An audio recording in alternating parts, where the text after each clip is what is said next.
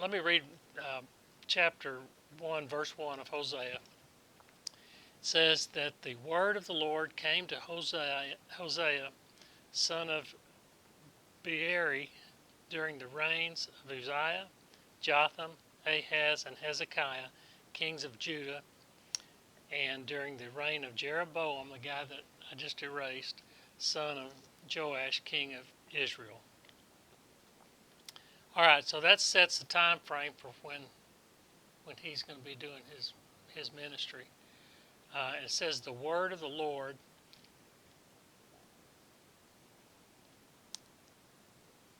or something like that begins every book of the prophets, except Joel, I think, gives the name of the kings that were during the time of that particular prophet is going to be doing his ministry. Joel is a weird book. I don't know if you ever studied that, but we don't know. He doesn't have any lead-in like that into his book saying that indicates when he was preaching, and there's nothing in there that actually gives you concrete identification of anything that actually occurred while he was preaching. So they really don't know. I mean, you can read it and just kind of guess when it's talking about all the stuff, thinking it's Babylon or the Assyrian army going on, but nevertheless, they all start sort of the same way. And this is the way Hosea starts. He lists, first of all, those 3 or 4 kings of Judah. Then he lists Jeroboam, which is the king of Israel. The first 3 chapters,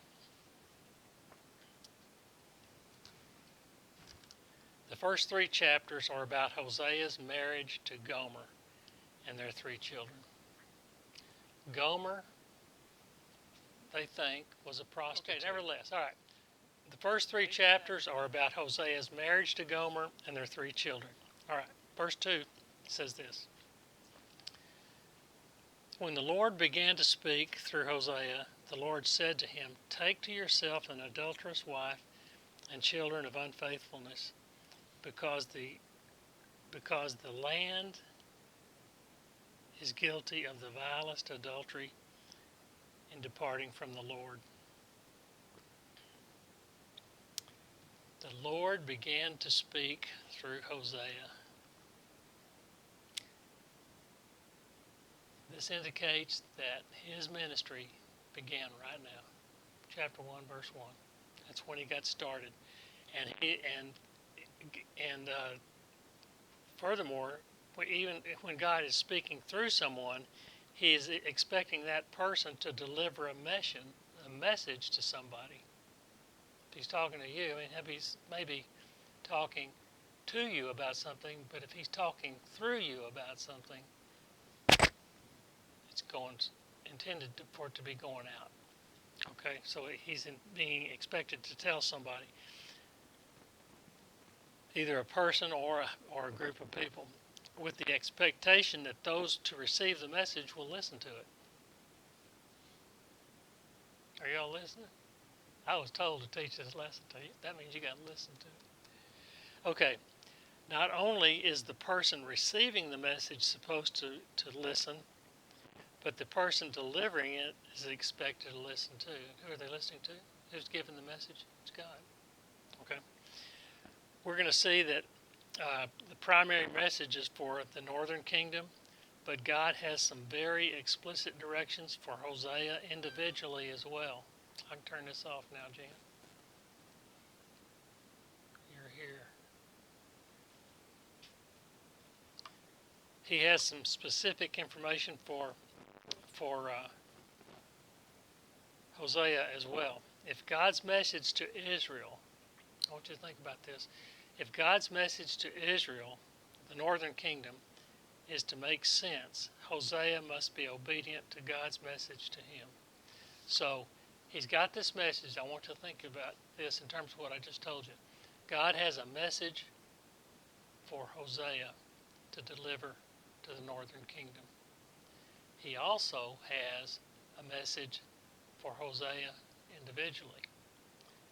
And for that message to the northern kingdom to make sense, it's going to be told in terms of what Hosea is supposed to do, in terms of what God told him to do. So all of this that we're going to be talking about has to be heard and understood and delivered in a way that makes sense. All right.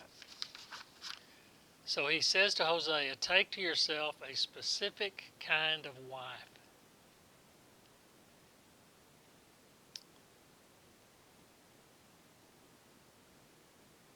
A specific kind of wife. This means get married. Take yourself a wife. It means get married. And it's a specific kind of wife. So you might say, do we have to get married? This thing may not work out. It's got a lot of, if you and me were in this situation and you were told to take an adulterous woman as your wife, men, or women, you were told to take an adulterous man as your husband, you'd be saying, I wonder if this thing's going to work out. But he says, get married. We'll see that the condition God specifies for the marriage has a potential, I already told you that, to have a rocky start from the very beginning. All through the Bible, God uses marriage as a metaphor to communicate his most intimate truths.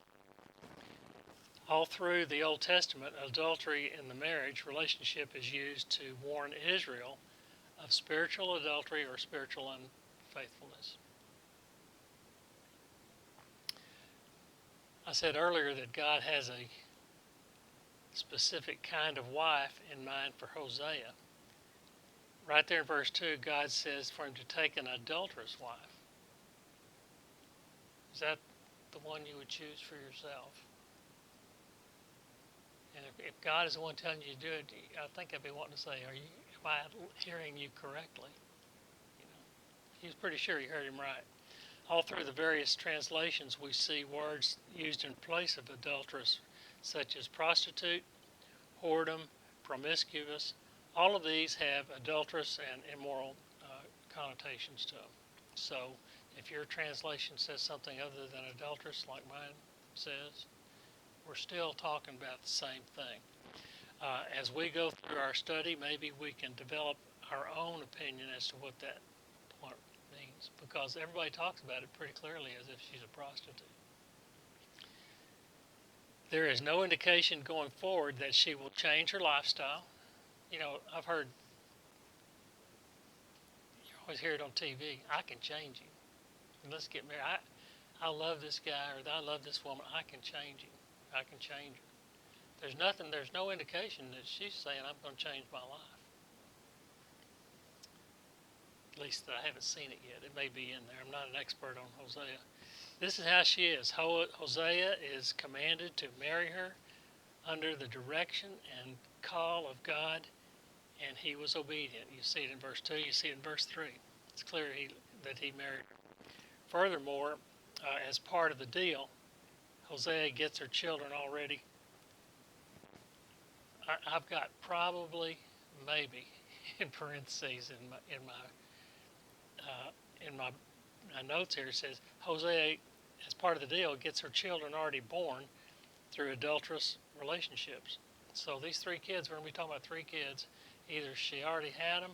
I'm sorry. Let me go back. Take for yourself I'm getting ahead of myself. Take for yourself an adulterous wife and children of unfaithfulness. So I read that to mean she already had the children. But you could also possibly read that to mean the 3 kids they're going to have. But nevertheless, there's another group of children right there, and they're called children of unfaithfulness.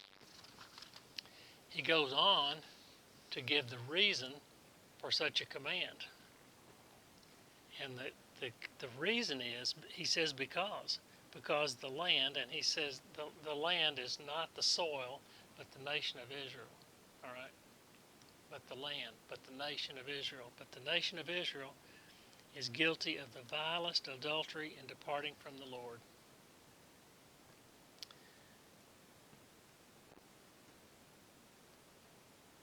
I plan to use your adulterous, God is saying, I plan to use your adulterous marriage as a metaphor.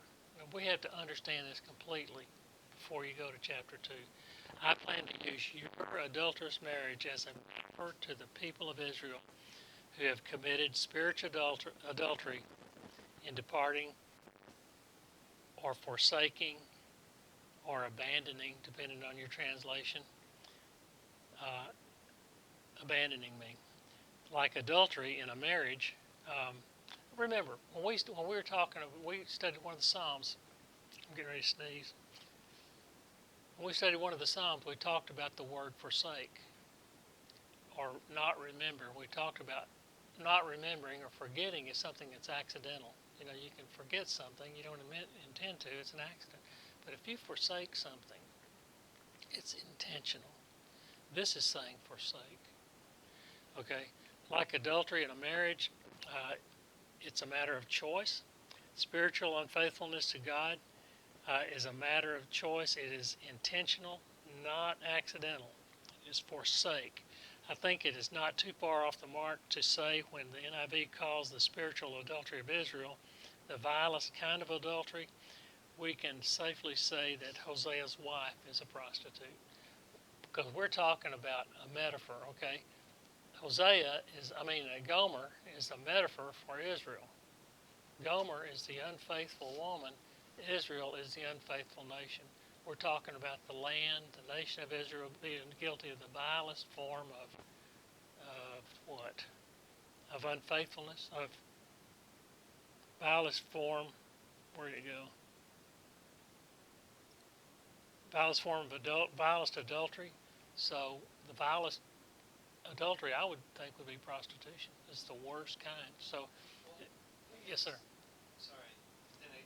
For me, if it's that kind of metaphor, if it's for the purposes of that specific metaphor, it seems to me that it would be more aligned with true adultery and not prostitution. I agreed with that Because until I got to that word vilest. So I don't know. because it seems like, hey, I'm supposed to be faithful over here to this man through covenant marriage. I'm making the choice to forsake that covenant and run over and do what I want. In prostitution, I'm not committed to anybody. I don't have. You might, but I mean, in not having any sort of context. Typically, when we're talking about prostitution, is selling myself to this person to get money for this act. The victimless crime. And I'm not, therefore, consciously forsaking a covenant. You're expected to love your marriage partner, right? And you're being unfaithful to it as an adulterous wife Right. or an adulterous man. Yeah. The other kind, exactly like you said, and I saw it the exact same way, that you're really kind of saying until you get married, you're really not committed to anybody. Doesn't make it right, Right. but it's. But you're not choosing forsake. Like this is a metaphor for these people are forsaking God. Well, let me tell you what I've got in my notes further down. I said we'll just see if we can develop our own opinion about this as we go on. Right. Okay? Because I was the same way, and I thought maybe she's not a prostitute. Maybe we may see something later that says she is. So we'll just see as we go.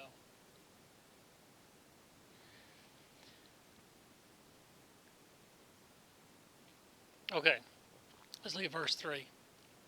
Verse 3 says, So he married Gomer, daughter of Diblaim, and she conceived and bore him a son. So Hosea is obedient to God. He marries a woman named Gomer. Okay, the verse goes on to say with Hosea, uh,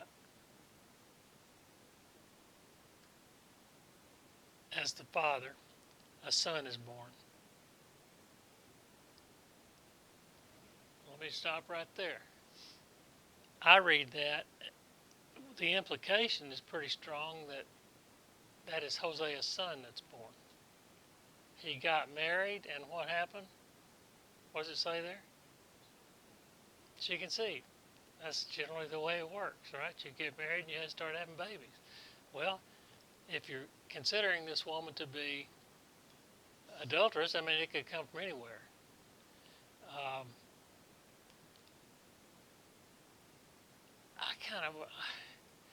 I kind of feel more like, for me, it makes sense to be theirs, but maybe not. I don't know.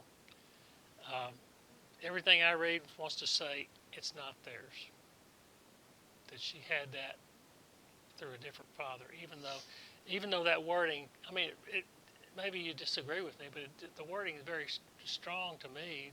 Implication that they got married and conceived. They got married and had a baby. So maybe not. Maybe they got married and she's adulterous. She's still fooling around with other guys and she got pregnant through one of them. It's So supposed to be a metaphor for that. Does it make sense? It continues to be a metaphor for that. somebody else. I mean, if his life or if his marriage to Gomer is supposed to be a metaphor, In which case you really would have been adulterous. yeah, I mean, he would that have to. text would Yeah, probably. yeah. Still adulterous. No Right, change. No change. All right, let's keep going. This woman, Gomer, is a real woman uh, with a real name and a real father. Her father's given here. What we're getting to is to make sure we understand this is a real situation. This is not a made-up story. If you made up a story, I mean, you wouldn't do it this way. She's got ties to a husband. She's got ties to a father. I don't know what else I've got down here, but we know that this tells us that we're about to get a glimpse into a very painful story in the life of a very real man of God. This is a real situation for Hosea.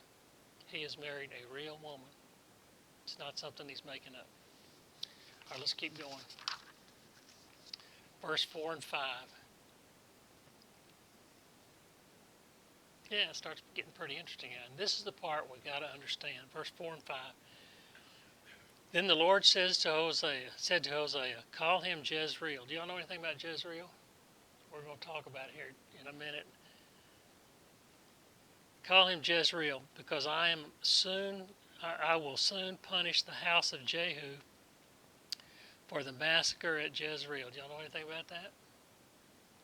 We're going to look at it just briefly, or as long as we need to. We're going to look at it.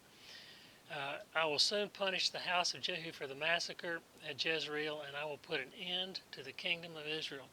This sounds so bad. I'm going to put an end to the kingdom of Israel. In that day I will break Israel's bow in the valley of Jezreel. All right, Jezreel means Yahweh sows. Yahweh scatters. When you sow seed, I want you to get this, understand, it physically means Yahweh sows. But when you sow seed, they didn't have fertilizer spreaders. They sow seed like this. It's a broadcast method. You take your seed and you scatter it just like that. Okay? So Jezreel means Yahweh scatters. The verse goes on to say, because of, let's see if I left this out. Let me go back. Jehu was the 10th king of Israel. Okay, remember we had Jeroboam up here was the first king of Israel after the Civil War was ended. This guy's the 10th king, okay, of Israel who had a dynasty. There are several dynasties. This is really interesting. There are several dynasties that developed in the northern kingdom. I think Jeroboam had one, Jehu had one. There's several of them that had one. But there was only one in the southern kingdom, and that was the dynasty of who? Who's famous? David. David, one. You got David's offspring, the kings that go through Israel, all of them. But through the northern kingdom, I think it's whoever got assassinated last.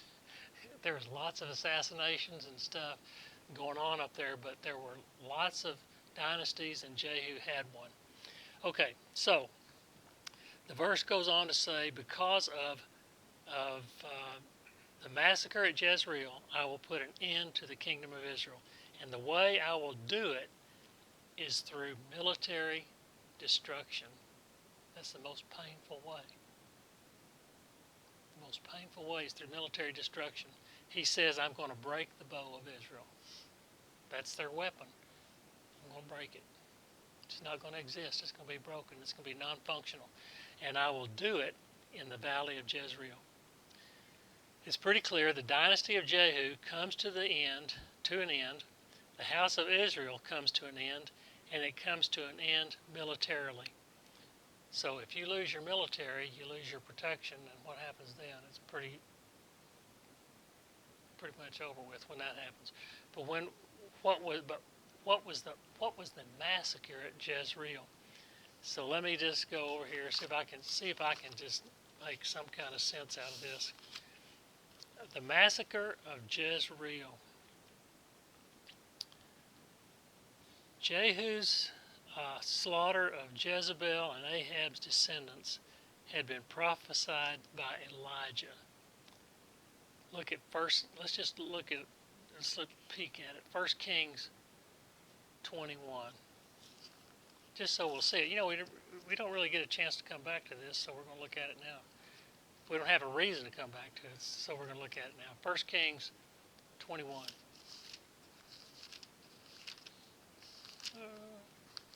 Verse 17.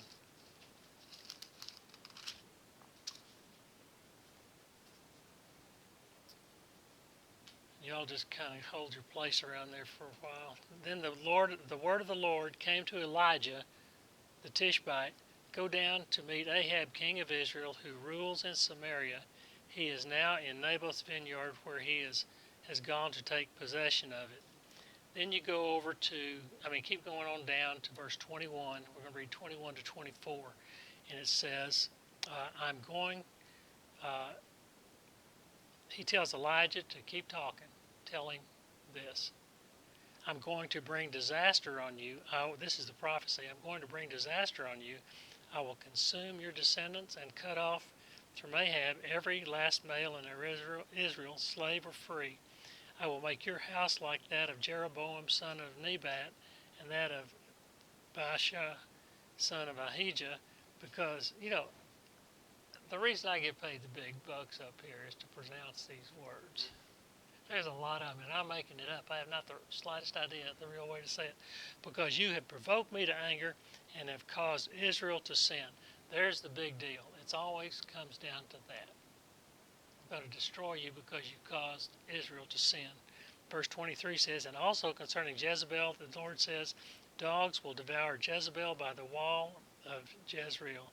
Dogs will eat those belonging to Ahab who die in the city, and the birds of the air will feed on those who die in the country. That is the prophecy. Then you go to the command for it to happen given by Elisha. Go to 2 Kings chapter 9. That was the prophecy. 2 Kings chapter 9. Y'all have heard of Jezebel all your life, I'm sure. So none of this is a big surprise. It's just you don't know the stuff that goes around it. That's the problem. 2 Kings 9 verses 6 through 10. And this is the command from Elisha.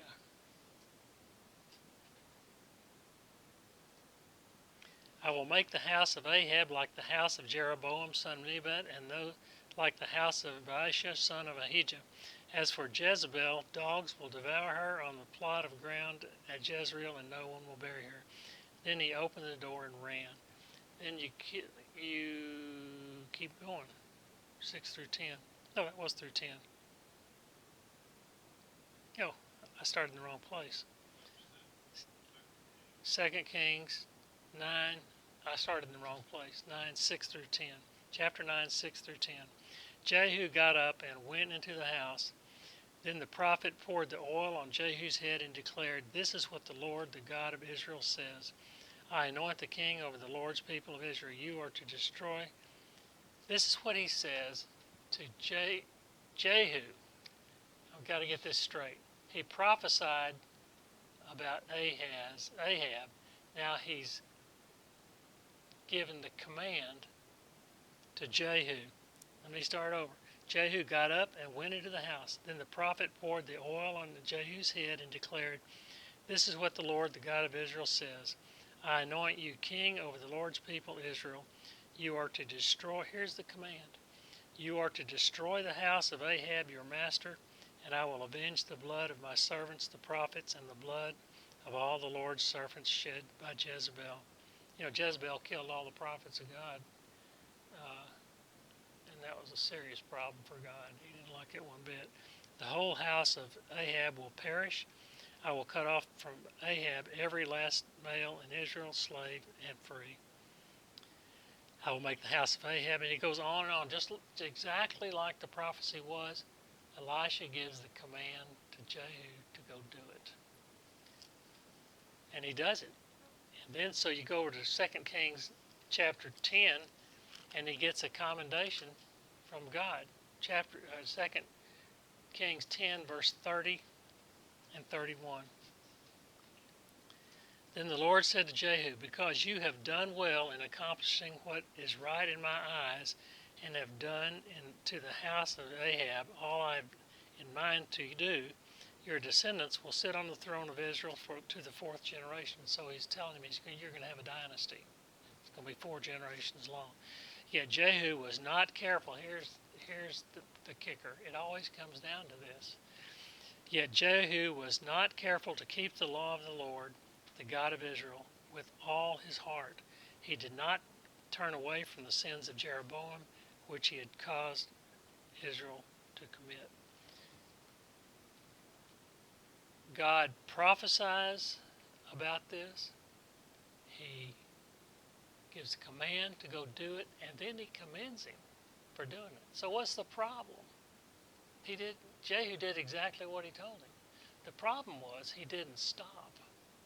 He kept on going. First of all, the first thing is he didn't change his ways. He didn't learn from what he was supposed to learn from. But then he keeps on going. We're not going to read all this, but he goes on, and he kills a guy named Joram. He kills Ahijah, the king of Judah. He kills 42 of Ahijah's relatives and several functionaries of the Baal cult. There's scripture references for all that. So he was just a little bloodthirsty there, and he keeps on going. And that's what his main problem was. Okay, so he just got a little bit carried away, and it turns into, that first part sounds pretty much like a massacre. It was a massacre that was commanded by God to do. Okay, so we're living, I would be arrested if I said, well, God commanded me to go massacre a bunch of people, but it's a different kind of situation down there. God told him to go do this, and he did it, and he commended him for it, but he kept going. Okay? Yeah, I'm sure that's true.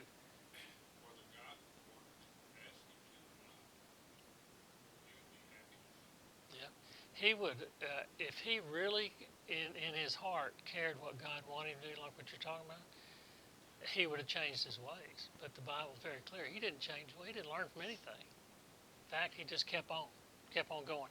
And that's what the massacre is that we were talking about, the massacre of Jezreel. That's what it said there. It said, call him Jezreel, because I will soon punish the house of Jehu for the massacre at Jezreel, and I'll put an end to the kingdom of Israel. In that day I will break Israel's bow in the valley of Jezreel.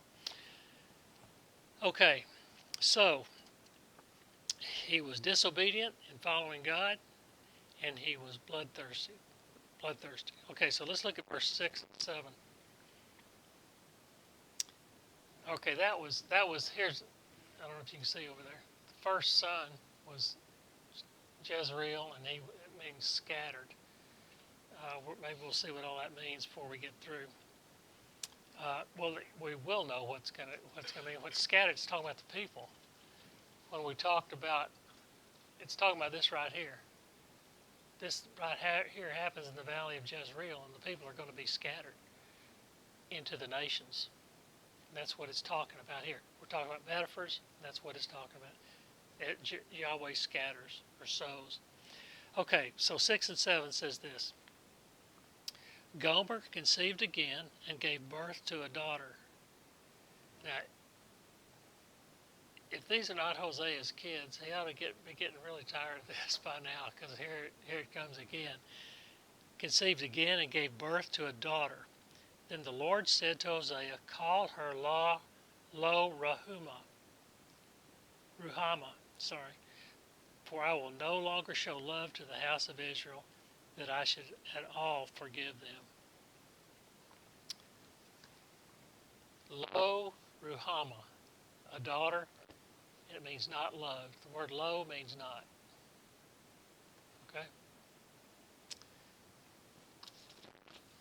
A daughter named Lo Ruhamah, not loved. I will no longer show love to the house of Israel. This applies specifically to the northern kingdom. Now with this thing happening right here, the northern kingdom coming into existence, when you hear the word Israel, you got to think northern kingdom. You don't think Israel, the whole house of Israel, you think of Israel. If you see the whole house of Israel mentioned in the Bible, it's talking about everything. Northern kingdom, southern kingdom, all of that. When you hear Israel, after this point, it's talking about the northern kingdom. So he says, I will no longer show love to the house of Israel, meaning the northern kingdom, the 10 tribes, that I should save or protect them, is what he's talking about. He said, I should that I should at all forgive them. So are these, it's trying to kind of put myself into the situation. Yeah. Now, at some point you've got friends and you've got other people saying, dude, naming the kids not loved. Good open for all right, well, I've got you here, let me tell you why. It's open mic time. Here's why I'm doing that. That's the imminent, or the massive creativity of the Lord to say, well, this is how I'm going to give you a pulpit, because everybody around you want to ask you why you're naming your daughter this. Perfect segue. So, I can't imagine. It's hard to not imagine that that's a result or an impact of this.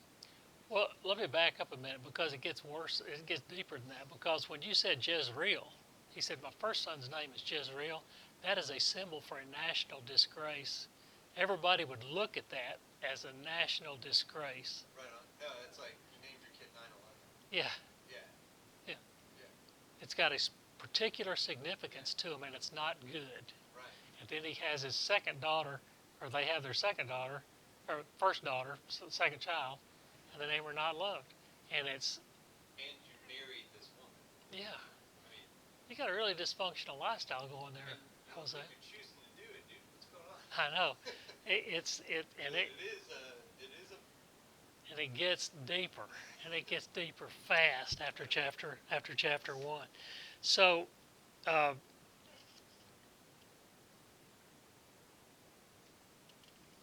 there was something I wanted to say. Maybe it's coming here. This is referring to the parallel between the household of Hosea and Gomer and God's relationship with Israel. We've already talked that, and we need to, hopefully by the time we get into chapter 2, we're able to just have that working in our mind automatically. But I had trouble, when I was reading chapter 2, I had trouble engaging my thoughts in the way I'm supposed to be engaging them when I read through here, because when you're thinking Gomer, you have to be thinking Israel, or when you're saying Israel, you got to be thinking Gomer, and it's not always easy to make that transition. But this is referring to the parallel between the household of Hosea and Gomer and God's relationship with Israel. At Sinai, God the compassionate, we're going to talk about that last part of that verse. It says that I should at all forgive them. At Sinai, God the compassionate, did you know he was called the compassionate? In Ezekiel 34, verse 6 and 7. In fact, let's just look at it. Exodus 34. Exodus 34, 6 and 7 says, and and he passed in front of Moses, proclaiming, the Lord, the compassionate and gracious, how God, slow to anger, abounding in love and faithfulness, maintaining love to thousands, forgiving wickedness, rebellion, and sin." Okay, now, but there comes a time when he no longer leaves the guilty unpunished. If you read Exodus 34:7b, it says that exact thing. Dysfunctional situations naturally develop over time when no attempt is made to break the chain of sin. That's the way Israel has always been. They've always been on this giant roller coaster ride, with God, where they start showing their faithfulness to Him, and they go through prosperity, and their lives seem to be going up, and then they get to the pinnacle. Remember what I had written right here? I said about countries experiencing extreme prosperity ultimately brings on spiritual unfaithfulness. They forget they don't need God anymore. And that's what would happen to Israel on these roller coaster rides. They're showing their faith. They get up here, they don't need Him anymore. Then they go down, they're back up, down, up and down. So there comes a time when God's saying enough is enough. I'm just not going to put up with that anymore. And Israel's history of apostasy and idolatry developed and gets worse and worse until God says, "I will not leave the guilty unpunished." And for the present time, this is how it is. For the present time, this is how it is. Today, this is how it is. They had two kingdoms, northern and southern. They both had kings. They were two separate entities until one day they weren't. And when the northern kingdom was captured and deported, they really got it bad because they actually just ceased to exist. You can't even hardly identify them now. But with Judah, they were taken by Babylon, and neither one of those countries have had a king since that day. They've not even really had a country until 1948. Did you ever think about that? That's a long, long time. 1948, just call that 2,000 years, and add on the part before the BC part, you get over 2,000 years. They were always under somebody's thumb. Okay, so he punishes, but I want you to know and I want you to understand that it has more to do with discipline. When we think of judgment and punishment, it's for doing wrong. If you kill somebody, you go to jail, and if you murdered them with intent and forethought, then you may even have a death penalty. That would be judgment. There's no chance you're coming back from that. But in the case of Israel, Judah, God punished them, but it was really not punishment, it was discipline. And discipline is meted out with the intent and the hope of drawing you back to Him. Okay? That's what He wants. We're going to see that as we go through this. That is what He wants. So you can think of, rather than think of punishment and judgment on them, even though it's called that, it's discipline in the sense of the New Testament. The intent is to draw them back to Him. So verse 7 says he doesn't feel the same way about Judah. Let's look what verse 7 says. Oh, well, we didn't finish talking about the other. The second child means not loved. So he's saying, I'm withdrawing my love from them. But I don't feel that way about Judah. Verse 7 says this, "Yet I will show love to the house of Judah, and I will save them, not by bow, sword, or battle, or by horses and horsemen, but by the Lord their God." We've studied that, and I left it up here, and that's where he did that. He withdrew his love from the northern kingdom right here. Okay, Assyria is still around, they're still strong, and they say, we're going to go get Jerusalem next. And God says, no, you're not. And I'm going to whip you, but I'm not going to use an army to do it. I'm going to use my angel. And that's what happens. That's what that verse is about. He says, at the end of verse 7 says, I will save them not by bow, sword, horses, but by the Lord their God. And that's what they're talking about, is the fulfillment of that event right there with the 185,000. God will continue to love them, and furthermore, He will protect them, particularly from the Assyrian invasion. I just talked about that. So it brings us to verse 8 and 9. 8 and 9 say, after she had weaned La Ruhamah, Gomer had another son, and his name is Lo-Ami. Call him Lo-Ami. The Lord said that. For you are not my people, and this is really serious. For you are not my people, I am not your God. Another son, call him not my people. If not loved means I don't love you anymore, and what is not my people and I'm not your God going to mean? It means what it says. You are not my people anymore, and I'm not your God anymore. He said it looks like he's disowning Israel. You are not my son anymore.